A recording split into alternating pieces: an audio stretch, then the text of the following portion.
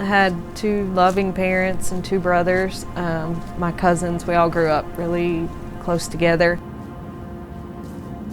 I had a very best friend, Rebecca, and we were always together. And she died in a house fire, and I was there, and I got out and she didn't. And that's when I really just kind of lost it. When you lose your best friend and you don't have a relationship with God, like, what's one to do, you know? So I just drank. By the time I graduated, I was a full-blown alcoholic.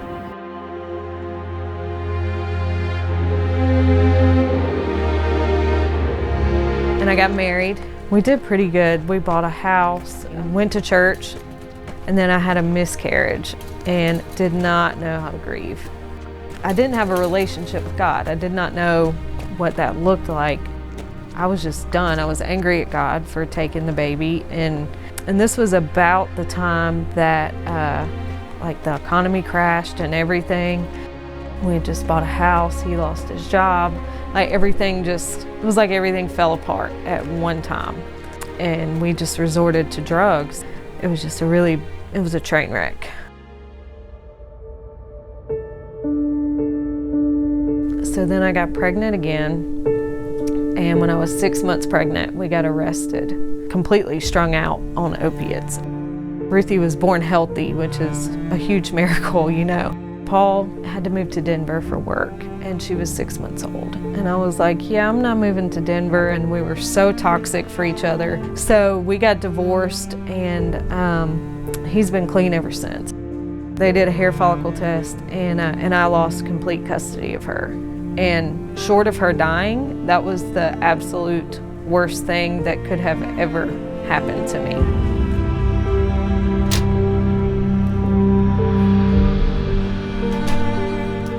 How do we get to the end of ourselves?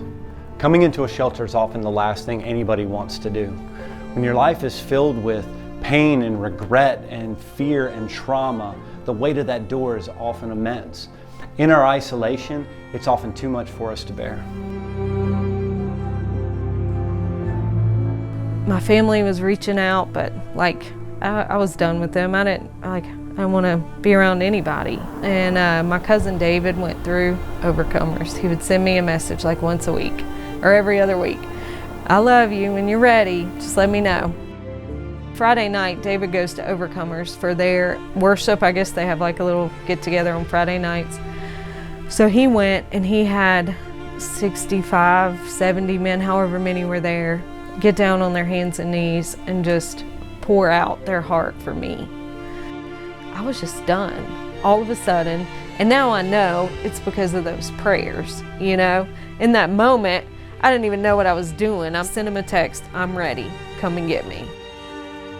That Monday, my parents went and got me, and I went to detox. They dropped me off at this, David picked me up from detox. He brought me here.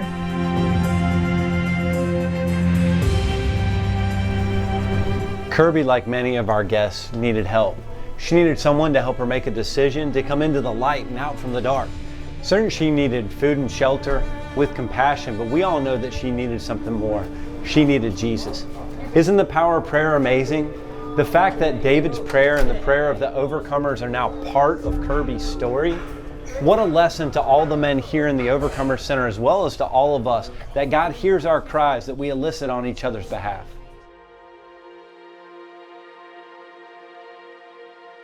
I was here for like 6 or 8 weeks. I went to renewal in August, gave my life to the Lord. Like I never felt the love of Jesus until I came to Shepherd's Gate. I didn't know what that unconditional, like without expectations, just love, you know, was.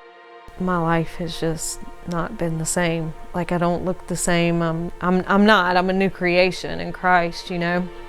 I accepted Christ at Open Heart Baptist Church, and people just pour into you, like these selfless people, like Sherry Miller. She started teaching us here, and she goes all the way through renewal with you. Like, we don't know how to live.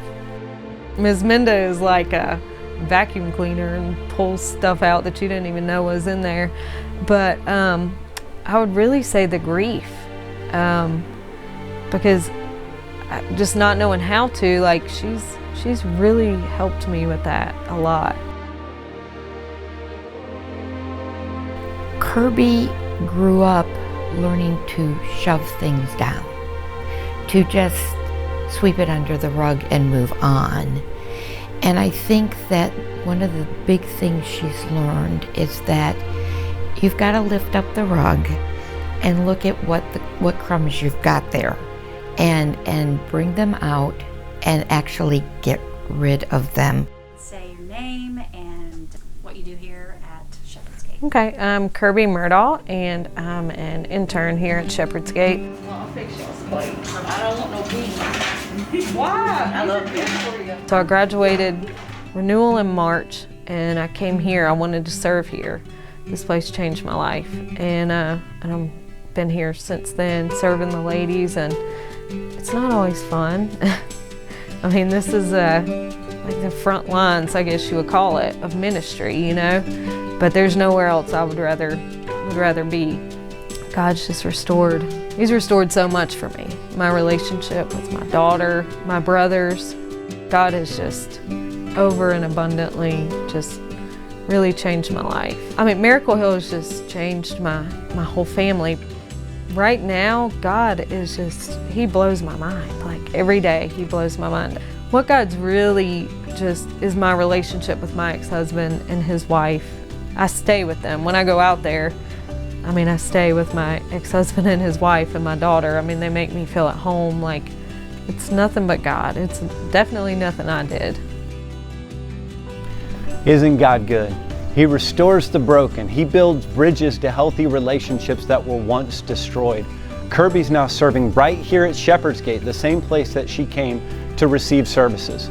1 Peter 4:10 says, as each has received a gift, use it to serve one another as good stewards of God's varied grace. God's now using Kirby as a tool of His grace to deliver it. She was wounded and in need of help, and now He's equipping her every day to be a helper to those that are wounded. She has become His hands and feet to the next generation of people that are broken and in need of help. And this is what I tell them. I've got the answer to addiction for you. Isaiah 26:3. He will keep you in perfect peace, whose mind is stayed on Him, because you trust Him. When we're fearful, when we're anxious, when we're angry, when frustrated, when we can't figure out something quickly enough, and that's when we start grabbing the chocolate or grabbing the pain pills or grabbing the alcohol or whatever. But when we fix our mind on Him, He brings peace. 1 Peter 2:9, you know, you're a royal priesthood, a city set up on a hilltop.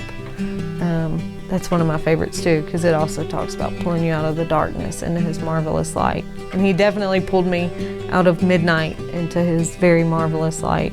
When I just surrendered everything and just that complete and utter dependence on Him.